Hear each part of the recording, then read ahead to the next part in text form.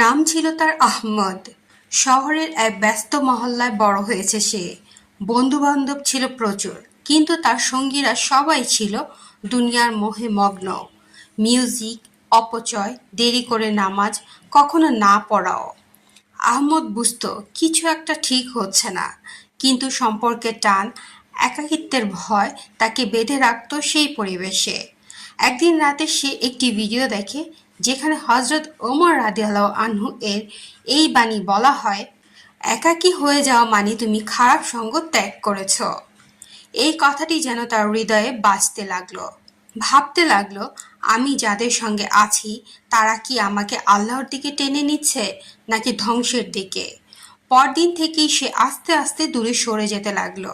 কেউ কেউ তার একাকিত্ব নিয়ে হাসাহাসি করত, কেউ আবার বলতো সে বদলে গেছে।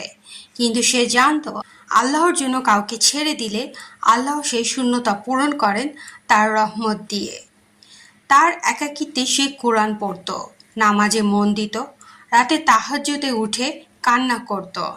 একসময় সে পায় নতুন কিছু ভাই, যারা আল্লাহকে ভালোবাসে, যারা সুন্দর পথে হাঁটে।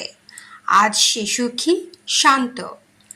একাকিত্ব সবসময় খারাপ নয়। যদি সেটা হয় খারাপ সঙ্গ থেকে বাঁচার জন্য, তাহলে সেই একাকিত্বই তোমার রুহের জন্য বিশুদ্ধতা বয়ে আনে। একাকী হয়ে যাও, কিন্তু আল্লাহর জন্য, কারণ তিনি তোমার একাকিত্বে আছেন এবং তিনি তোমার সবচেয়ে কাছের সঙ্গী।